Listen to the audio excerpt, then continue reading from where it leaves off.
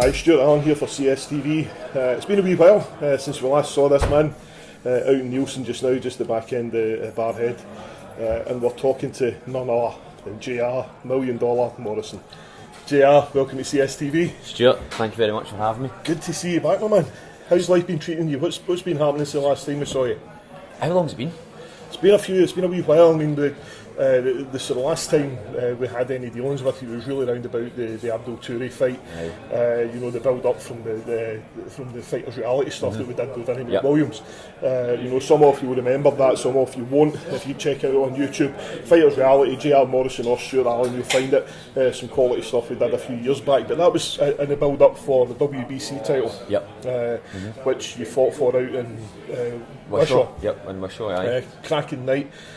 Went your way that night as well. Did. Great fight as far as I remember. I think it was really good because everything that we worked on in training, it's one of the ones where everything kind of just came right on the night. Everything that we done in training worked in the fight. I think the only thing that didn't go to plan was we wanted to stop Abdul Toure, but that never happened. But everything else, a dominant performance, every drill that we worked on in training, every thing that we thought he was going to do, he done it, and it worked the way we wanted. So it was a really, really good night. Aye. You could see it. What I remember from that fight specifically was the way you closed him down in the clinch.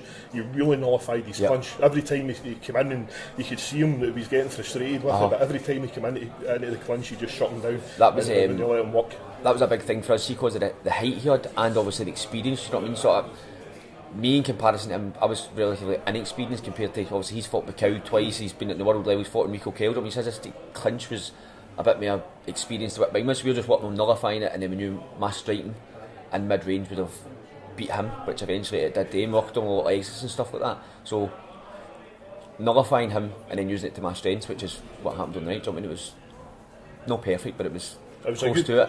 It was a good fight. At the end of the day, you got the result that you set out for. The result that everybody sets out for when they set foot in the ring like that. But that night, you stepped through the ropes against a very formidable opponent. Let's not kid ourselves. Abdul Toure, was one of the men. If you've got to beat the man, then he was one of the men you had to beat.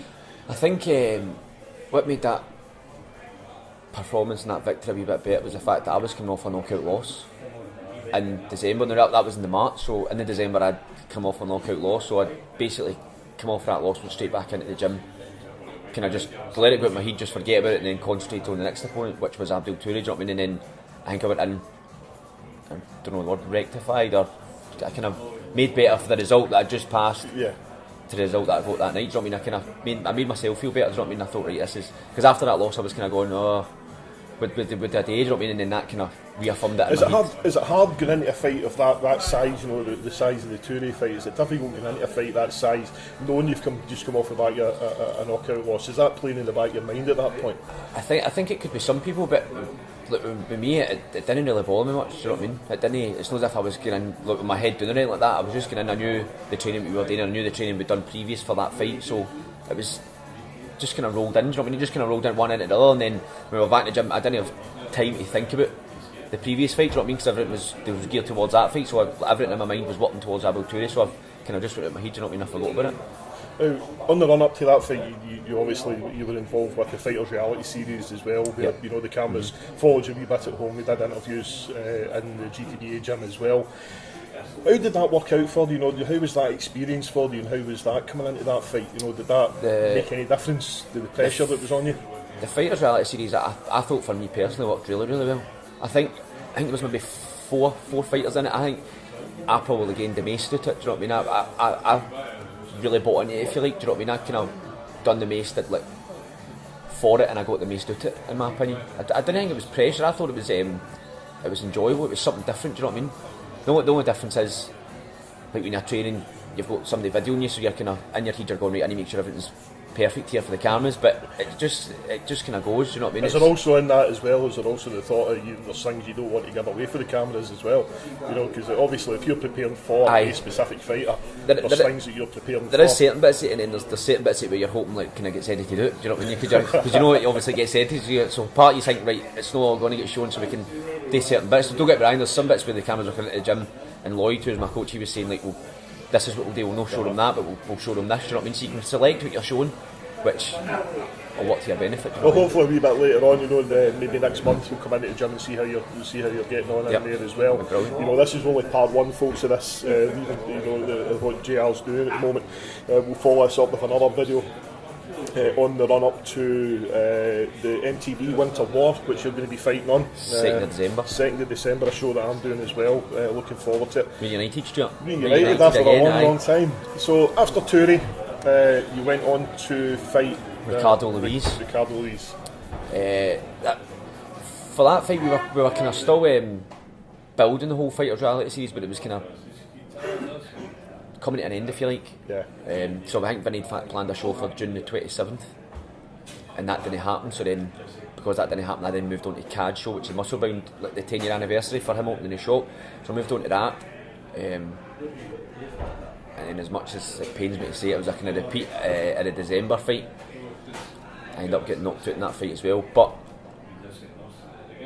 again, it didn't put me off. Do you know what I mean?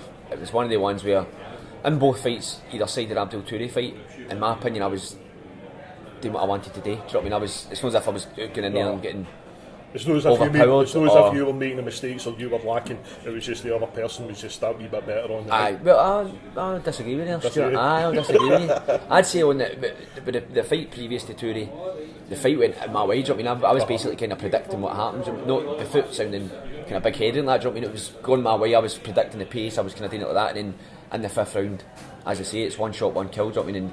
And Willie Dempster took his shot, and that was it. Game over. And then Ricardo Luis fight, I think it was in the 2nd round I got put down for a neat count, and then in the 3rd round I got put down again, and that was it, fight over. But in the 1st round I just overpowered him, and in the 2nd round it was the same again, and then again it was an error on my part. The opportunity presented itself, and Ricardo Luis took it and took me out.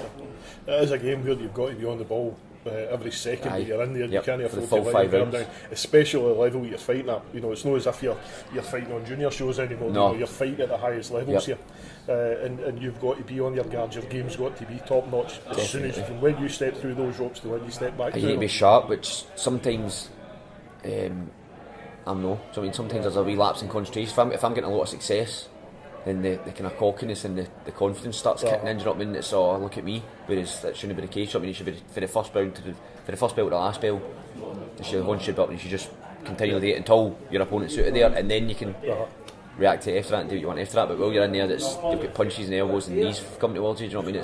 It's a dangerous game. So after Ricardo, what happened after that? After Ricardo Luis, I get the chance to go to Thailand. This was 2 years ago now. I get the chance to go over to Thailand and train at a gym on Mauy Thai in Pattaya.